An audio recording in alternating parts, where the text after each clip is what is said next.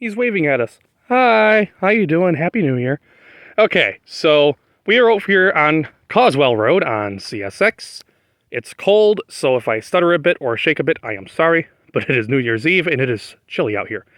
Amtrak 48 just went by, maybe about 15 minutes ago, and you will see 48 twice actually, and I'll explain why at the end of this video. But I wanted to come out and chat for a minute because I have some new equipment which should make the channel even better going forward. But I wanted to show what I've been using first. So I'm going to try and make this quick because I've done this take a few times and I keep rambling for way too long. So this here is the camera that I kind of started with. When I was like 11 or 12 and I actually started my channel, I started with some old Vivitar cameras. And, you know, they're like 30, 40 bucks. Quality was very bad. Pretty much all those videos are hidden because they're just so terrible.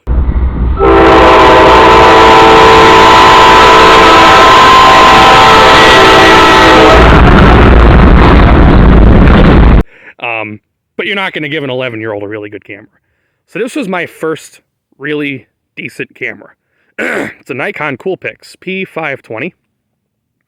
And my phone has had trouble focusing, so I'm sorry if it's a bit tough today. There are the specs for the lens. It's a 180 millimeter zoom, which, considering this is like a 2013 camera or something like that, is not too bad. I'm going to walk over here real quick, set that on the tripod. Oh, one more thing. This camera was heavily used when I had it. The mount for the tripod is completely torn off. It took a couple tripod falls in wind. I was not completely irresponsible, but as a kid, I just didn't pay enough attention, I guess. So anyway, this is what's been running my channel for the last 8 years, ever since 2015. It's a very similar camera. It's just like a level or two newer. It is a, let me help it focus a bit. There we go. It's a Nikon Coolpix P610. And up top, you can see the zoom specs, which are actually really good for a point-and-shoot camera like this. 258 millimeter zoom without changing lenses or anything, because of course you can't do that on this. Which for a point-and-shoot camera type of setup like this is very, very good. So this is what I've been using for 8 years. As you can see, it's on a very old and very lightweight and very tiny tripod. This is as tall as it goes. And this camera has even taken a few falls over the years.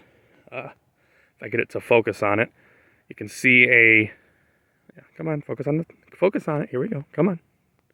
You can do it, buddy. You can do it. Told you my phone is rough today.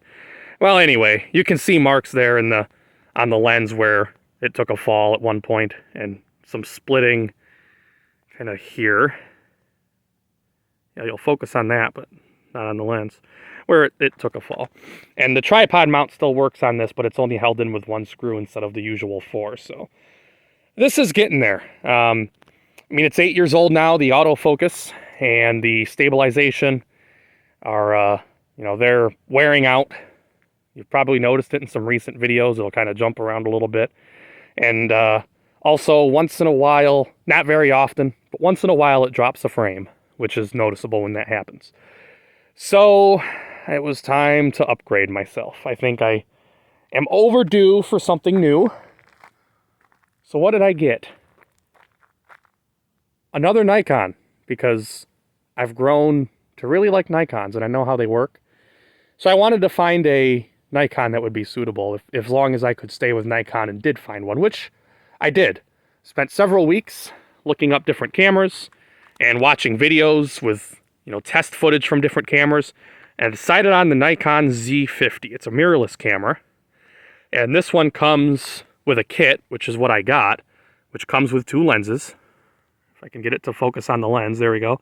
A DX1650, and, well, whatever the name of the other one is, I think it's DX5250 is probably what they call it. But this is a 16 to 50 mil zoom lens, and the other lens is a 50 to 250 zoom mil lens. So I have basically the same zoom that I had on that point and shoot. I just have to switch lenses halfway through. Not quite halfway, but I have to switch lenses to do so, which not a big deal. And to support the camera, I wanted a tripod that it wasn't immediately going to die on. Because absolutely no way in hell am I putting a brand new camera there. So, and by the way, that was a really good chasing tripod. Because it's quick and easy to set up. But so should this one be. So I got a Magnus tripod. It's about a $100 tripod. It's got a fluid head. It's not a big, expensive tripod. I don't think I really needed one of those. I mean, tripods for a head and base can get up to like $1,000. You could spend as much on a tripod as a camera, pretty much. And that's just kind of ridiculous, at least for my purposes. You know, at $5 to $10 a month on the channel, I really just can't warrant that. But it is a decent tripod. It's nice and heavy. It has a bubble level, which I've never had, so the shot should finally be level. And it does have a fluid head. Now it's a bit cheaper, like there's a little bit of play right at the beginning, but I don't pan much. So if I'm going to pan, I can kind of have it ahead of time so it's past that, and then it'll pan very nice and smooth. So that, for my purposes, won't be a problem. I just needed a really good tripod. And this is only extended out twice. It has a third one plus the middle. This can go to like 82 or 84 inches. It's taller than me. It's ridiculous. I'm 6'1". And on top of the camera, to top it all off, we have a Sennheiser. I don't know if it'll, there we go. A Sennheiser MKE 440. It says MZ8 or MKE, MZE. I think it's KE. Either way, it's a 440. And this says MZH because that's the model of the windsock. So this is a stereo microphone. It's dual shotgun. So shotgun mic, and that creates your left and right stereo. And it's, you know, I researched a lot on microphones too, and the shotgun mic style like this should catch the train noise very well, but not really anything, or not much, behind the camera, which should be really, really good. So I'm going to quit rambling. That's pretty much just basic info on everything. Like I said, 48 went by before I started filming with my phone here, and I recorded 48 with both of these cameras on the exact same settings. So they're both at 1080p 60 frames per second, as is my phone right now, just so that the video is all uniform. And they're both on fully automatic. One thing that's really nice about this camera is you can actually adjust the ISO, shutter, all those things for video. And even live during video, you can change those settings. So you can put this in manual, and from what I've seen with like test footage, you can do pretty decent low light. So if I'm ever stuck chasing a train like a few weeks ago when I had to chase RS1 to a couple sites in the dark, it should be a lot better now. I mean, obviously it's still going to be dark. Once you start doing that, there's probably going to be a decent amount of noise. But at least you can see. I mean, this one, as soon as it gets cloudy, since everything's just kind of automatic, there is manual modes, but they don't do well for video. It basically looks like it's nighttime when it gets too cloudy. So darker evening footage should be a lot better on this, plus the sound. So like I said, they're both filmed with the same settings, both in automatic focus, both 1080-60. I haven't done any custom settings on this one yet. I'm actually going to mess with that throughout the day today as traffic goes by, which, being New Year's Eve, might be a bit lighter, but hopefully they send some things my way. Shouldn't be quite as dead as Christmas would be. But, so keep an eye out. Some new videos will be residue from the old camera, but, you know, I'm going to try to prioritize some newer videos on the new camera and hopefully get it out on a chase soon. But I kind of want to hit the main line with some things that, normal mainline trains that aren't that important, and kind of test it out here before I go and do a nice chase on a short line with it. So this is a good chance to do so on New Year's Eve. So I'm going to play those clips now. It's Amtrak, so they're only like 30, 45 second clips. This one is going to be zoomed in a little bit more. I'll play it first. And that's just because you can zoom in more than 50 without changing lenses.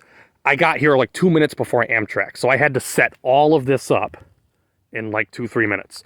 So I didn't have time to swap the lens on this and, you know, get a better zoom on the S-curves down there. So this one will be zoomed in more, but other than that, they were right next to each other and all the settings were the same. So let me know in the comments which one looks better, which one focuses better, and which one sounds better. And also, this is welded rail, so the ground doesn't shake too much, especially with a train like Amtrak. But that lighter tripod means that camera always shakes a bit when a train goes by, especially on jointed rail. This one should be a bit more stable too, so that should help as well. So let me know which one looks better and sounds better, and Happy New Year, everybody. Hopefully we get a lot more from this camera in the future.